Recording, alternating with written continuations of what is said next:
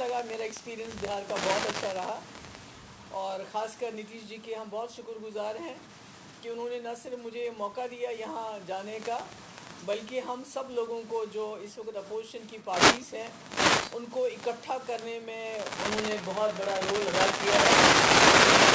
اور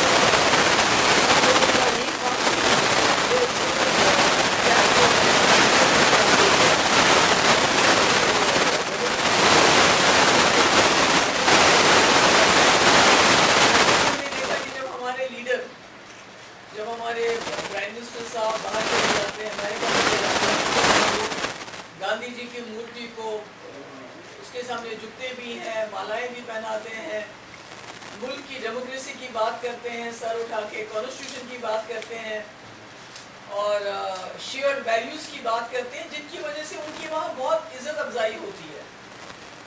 تو جب یہی لوگ جب واپس آتے ہیں انڈیا کے اندر, ملک کے اندر, تو گاندھی جی کے جو کلر ہیں گوڈ سے ان کی پوجا کرتے ہیں, کانسٹیٹیوشن کو تتر بتر کر دیتے ہیں, جمہوریت کا نام و نشان مٹاتے ہیں, اور جہاں سرکاریں الیکٹ کی ہوتی ہے لوگوں نے, ان سرکاروں کو گرا کے ڈیموکریسی کو ختم کرنے کی کوشش کرتے ہیں, ہندو مسلم کرتے ہیں. تو یہ شاید بھول جاتے ہیں کہ جو باہر جا کے فارن کنٹریز میں, امریکہ میں, باقی جگہ, آسٹریلیا میں ان کو جو عزت ملتی ہے وہ کسی انڈیویجول کو نہیں ملتی ہے, وہ اس ملک کے سمویدھان, اس ملک کی ڈیموکریسی, اس ملک کے جو گاندھی, جواہر لال نہرو اور امبیڈکر جی نے سافٹ پاور بنایا ہندوستان کو. یہ جو لوگ جھکتے ہیں وہاں ہمارے پرائم منسٹر کے پاس جا کے بات کرتے ہیں, ان کی عزت کرتے ہیں, تو یہ وہ سافٹ پاور ہندوستان کی عزت ہوتی ہے, جس کو وہ پھٹافٹ جب واپس آتے ہیں تو بھول جاتے ہیں, اور پھر وہی ہندو مسلم جھگڑا وغیرہ کرواتے ہیں. اور اس میں ہم جموں کشمیر کے لوگوں کا سب سے بڑا نقصان ہے, کیونکہ ایک مسلم میجورٹی اسٹیٹ ہونے کے باوجود بھی ہم نے اپنی مرضی سے اس ملک کے ساتھ ہاتھ ملایا, یہ سوچ کے کہ یہ ایک ملک سیکولر ملک ہے, ڈیموکریٹک ملک ہے, گاندھی کا ملک ہے, جواہر لال نہرو کا ملک ہے, امبیڈکر کا ملک ہے. اس میں رہ کے ہماری سرکشا رہے گی, ہماری آئیڈینٹی, ہماری شناخت, ہماری جو ڈائیورسٹی ہے وہ یہاں پر بالکل قائم رہے گی. پر جو ہمارے ساتھ ہوا, خاص کر 2019 کو 5 اگست کو, جس طرح سے ہمارے ریاست کو توڑا گیا, اس کے بعد اس کو ڈیموٹ کیا گیا, اس کے بعد اس کو ڈسممبر کیا گیا, یعنی ٹکڑے ٹکڑے کر دیے گئے, ہمارے جو اختیارات ہیں وہ چھینے گئے, اور بدقسمتی سے اس وقت جتنی بھی اپوزیشن پارٹیز تھی زیادہ تر تماشا دیکھتی رہ گئی. ان کو یہ پتہ نہیں چلا کہ جو آج کشمیر میں ہو رہا ہے وہ کل ان کے ساتھ بھی ہو سکتا ہے.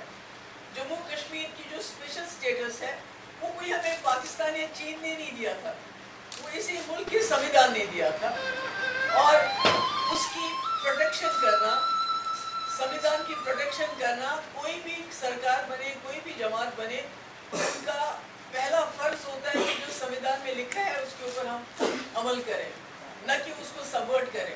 اس کو تماشا دیکھتے رہے, کیونکہ ہماری جو جموں کشمیر کی جو اسمبلی تھی, موسٹ پاورفل اسمبلی تھی پوری کنٹری میں, اور ایک کوآپریٹو فیڈرلزم کا جو کانسیپٹ ہے وہ اگر دیکھا جائے تو جموں کشمیر اس کا ایک سمبل تھا, پر سارا انہوں نے اس کو جو تباہ کیا. اور بدقسمتی سے جو لوگ ہیں بی جے پی والے, ان کے بھکت تو اس میں مٹھائیاں بانٹ ہی رہے تھے, پر ہمارے اپوزیشن والوں نے بھی, وہاں کافی لوگ تھے جنہوں نے وہاں ٹیبل بجایا, اور آج ان کو سمجھ آ رہی ہے کہ جب دلی میں آرڈیننس آ گیا, جب باقی جگہ انہوں نے سرکاریں گرائی, ہماری تو جموں کشمیر میں سرکار بننی ہی نہیں تھی.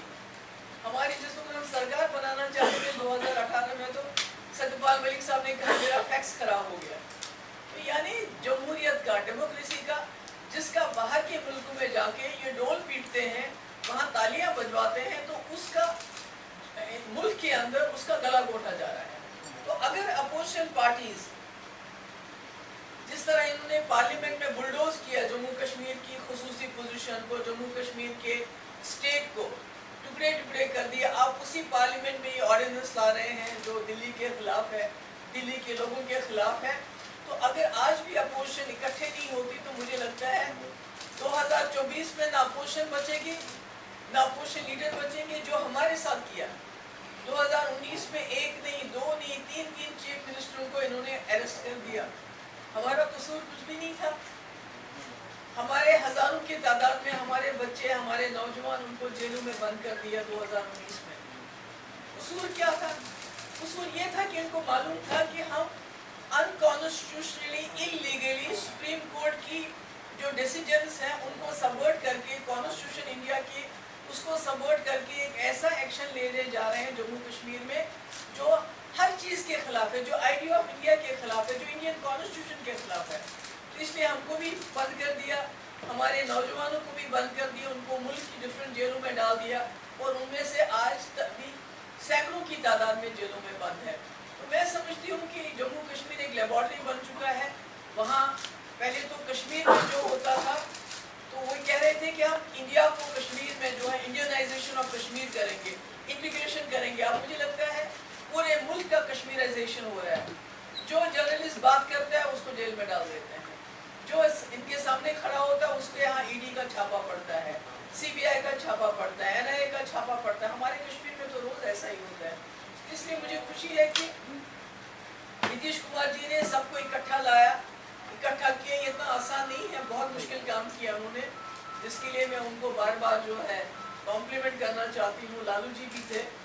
तो मुझे उम्मीद है कि जो मुल्क के हालात, अगर इस मुल्क को बचाना है, यहाँ के कॉन्स्टिट्यूशन को बचाना है, ये हिंदू मुस्लिम की बात नहीं है। देखिए अभी हमारे जो किसान मर गए या मार दिए गए, जिनके ऊपर गाड़ी चढ़ाई गई, वो तो मुसलमान नहीं थे, वो तो हिंदू थे। उस वक्त कौन सा लिहाज कि आज जो हमारी बच्चियां, जो पहलवान बच्चियां इतने दिनों से दर-दर हो रही हैं जंतर मंतर और दिल्ली में, जिसने उनके साथ ज्यादती की है, वो घूम रहा है, सर उठा के घूम रहा है। वो भी बच्चियां तो मुसलमान नहीं है, वो तो बिल्किस बानो नहीं है, पर उनके साथ क्या हो रहा है? मेरे कहने का मकसद ये है कि अगर हम सब लोग इकट्ठे होके मुल्क के लोगों को एजुकेट नहीं करेंगे कि आने वाले वक्त क्या होने वाला है, ये तो खाली अमेरिका में तो हिंदुस्तान नहीं बसता, हिंदुस्तान तो यहाँ बसता है, जहाँ आपके पास लोगों को, जब से ये सरकार बनी है, गरीबी और ज़्यादा आ गई है। लोगों को अगर फ्री राशन ना मिले तो खुदा न खास्ता भूखे मर जाएंगे, क्योंकि उनके पास नौकरी कमाने का साधन नहीं है। बेरोजगारी में विश्व गुरु बन गए हम, इंटरनेट शटडाउन में विश्व गुरु बन गए हैं, महंगाई में विश्व गुरु बन गए हैं, एक दूसरे को नोच खाने में विश्व गुरु बन गए हैं। तो ये सब तब तक खत्म नहीं होगा जब तक अपोजिशन इकट्ठा नहीं होगा। मुझे खुशी है पटना एक ऐसी जगह बनी जहां पहली बार इतनी अपोजिशन की पार्टी इकट्ठे हुई और उन्होंने बात की और उन्होंने ये अहद किया कि हम इकट्ठे होंगे। अगर इस मुल्क को बचाना है, अगर इस मुल्क की जो वहदत है, इस मुल्क की जो इंटेग्रिटी है, अगर गांधी के मुल्क को बचाना है, अगर नेहरू के मुल्क, जो शुरुआत उन्होंने जम्मू कश्मीर में की आइडिया ऑफ इंडिया को दफन करने की, उस शुरुआत को पटना से हमने शुरू किया कि फिर से जिंदा करना है। और इस मुल्क को बचाने के लिए जितने भी लोग आए थे, हम उनके बहुत शुक्रगुजार हैं, क्योंकि इन्होंने हर चीज़ को, चाहे वो कॉन्स्टिट्यूशन हो, चाहे सुप्रीम कोर्ट हो, उसको मलियामेट किया। क्योंकि सुप्रीम कोर्ट की रूलिंग है जम्मू कश्मीर के स्पेशल स्टेटस को लेके कि प्रेसिडेंट तब तक उसको हाथ नहीं लगा सकता है जब तक कि कॉन्स्टिट्यूएंट असेंबली उसको रिकमेंड ना करे। तो हमारे पास कहाँ है कॉन्स्टिट्यूएंट असेंबली? वो तो 50s में ही खत्म हो गई। तो इलीगली इन्होंने सारा काम किया है। तो इसलिए मैं समझती हूँ कि यहाँ जो हमारी पटना में मीटिंग हुई, मैं उसको बहुत ही ऑस्पिशियस समझती हूँ, उसको खुशकिस्मत समझती हूँ, अच्छा शुरुआत हुई। और मैं उम्मीद करती हूँ कि आगे जो हमारी मीटिंग होगी उसमें बाकी निटी-ग्रिटीज़ भी जो है तय हो जाएंगी और नीतीश कुमार जी इसमें भी आगे चल के इससे भी बढ़ चढ़ कर रोल अदा करेंगे। If you have any questions please. जी मैं प्रशांत, उन्होंने क्या उस पर बात हुई है? वो जरूरी है क्या? वो क्या जरूरत है जब अपोजिशन, इतनी बड़ी अपोजिशन जिसने मोर देन 60% वोट लिया है अलग अलग करके, जब वो इकट्ठे हो जाती है। हमारी लड़ाई बहुत लंबी लड़ाई लड़नी है हमने। ये किसी को, हमारा केस सुप्रीम कोर्ट में भी है, जिस सुप्रीम कोर्ट ने ऑलरेडी